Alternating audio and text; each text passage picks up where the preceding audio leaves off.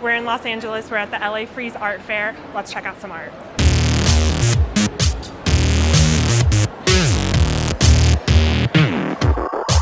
This sculpture is made out of all CDs, and this is by Tara Donovan. She creates these sculptures and a lot of large installations made out of everyday objects like straws or paper clips, buttons.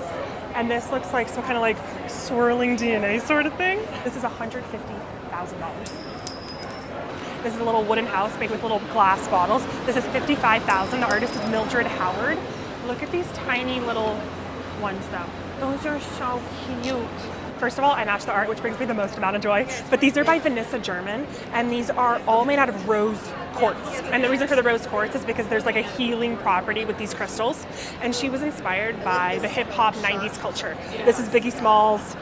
The most interesting thing is like everything ranges from 25 to 50,000. So the large busts, maybe 50,000, but there are some skateboards that are 25, which honestly for rose quartz and the amount of work and detail is amazing. Like this is like the best priced art I've seen so far.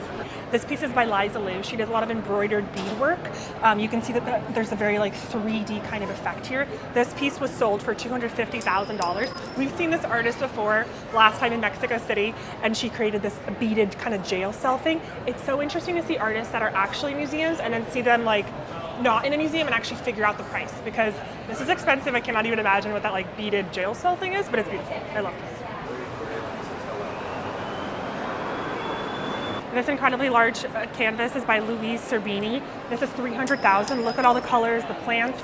This area is my favorite. He has other large works. This is the largest one that they have in this gallery, but I've never heard of this artist before. Obsessed. Okay, thank you so much. Okay, let me tell you, this is by Jesse Schlesinger, and this is wood. It's all redwood that he found laying on the ground. But if you can see, it's incredibly detailed and super, super sleek, and he does this all by hand, not by a machine. These perfect lines by hand. $15,000 for this piece. This is actual ice. It's a snowman, it's melting, it's gonna be melting throughout the entire weekend. This is by Philip Carino, and this is actually crazy. So you can buy this. You buy the instructions from the artist on how to make this snowman, and you can take those instructions to an ice carver. But basically the instructions for this specific snowman cost $200,000 US, and they come in and there are 5 versions of it, and they've already sold 3 of them, which is crazy. In the corner up here, this is by Jim Hodges. I personally love this artist. This is made with a tiny chain. It's an adorable little spider web, but that's crazy because it's $500,000. This is the artist Hernan Boss, and typically I have seen these like smaller canvases, which are fine. They're beautiful portraits. The technique, the details, the texture is amazing. But these large ones, what? So good. I don't think I've ever seen a one from this artist that's so large. This is called Vampire, and the reason for it is because there's thousands of candles. He's like Edward Cullen. This one's also super great. This one, by the way, is $475,000. I'm not sure how much the tiny ones are. This one, $300,000 US. A lot, but so wonderful. This is by Christopher Hartman. We've talked about him before, and he does these very intimate bed scenes and laundry strewn over a chair.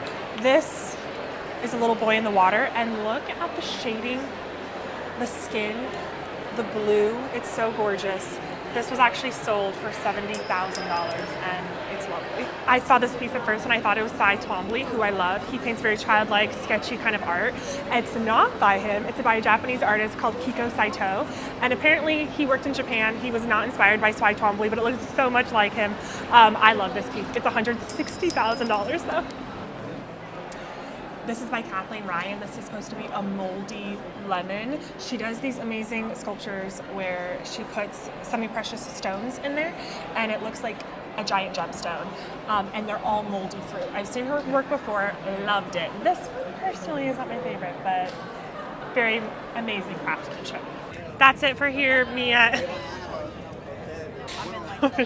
That's it for me here at LA Frieze. I hope you had a lovely time.